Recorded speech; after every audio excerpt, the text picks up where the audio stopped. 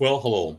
This is Bishop Udell sharing again a article in World Missions by Union Gospel Press written by Albert J. Schneider. Here's his word. Engaging in intensive and agonizing prayer is all too uncommon in our day, even on mission fields. This is regrettable, given the challenging task that God has given us, that of evangelizing the world. Prayer is speaking to God.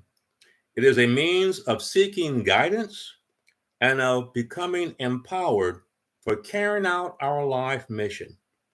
It is also a means of attaining the wisdom from James chapter 1 verse 5 that is so vitally needed in our spiritual battles. John Hyde, a Presbyterian missionary to India, was one who learned the effectiveness of fervent prayer. Quote, Hyde's ministry centered in itinerant outreach to remote villages. Learning several local languages, he became one of rural Indians' powerful preachers. His spirituality minded, revival oriented messages were also sought after for Indian missionary conferences, unquote, by Douglas, editor of Who's Who in Christian History, by Tender Publishers. Despite Hyde's accomplishment, he became discouraged by the lack of converts. Gradually, he turned to, quote, vigilant, persistent prayer. Thus began an intense prayer life that soon formed his greatest work. Remarkably, as Hyde spent sometimes 40 or more hours on his knees, significant numbers of conversions began to come, unquote. Hyde, who was commonly being referred to as, quote, praying Hyde, unquote, went on to form the Punjab Prayer Union, quote, an effort to evangelize prayer among missionaries and converts in India, unquote. A number of large-scale spiritual revivals have been spawned through prayer.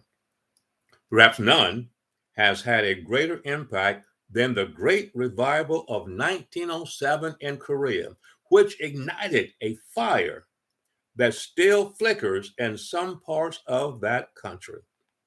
Richard Alexander Hardy, a Southern Methodist medical missionary, is believed to have provided the spark that kindled the revival flames. Quote, he had been commissioned to lead a week-long Bible study and prayer time for a group of missionaries who desired a spiritual refreshing.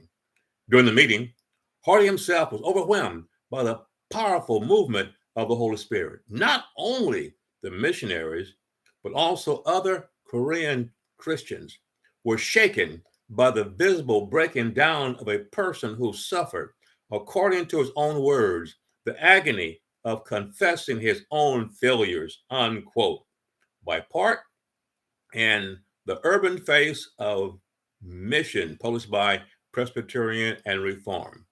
Before long, a renewal movement was spreading across the entire nation.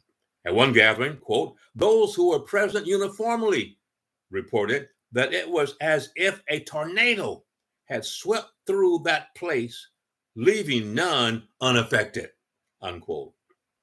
Many Koreans were touched in dramatic ways. One observer, Dr. George Heber Jones, reported that people mortgaged their homes, sold their crops, and then bought inferior supplies to live on.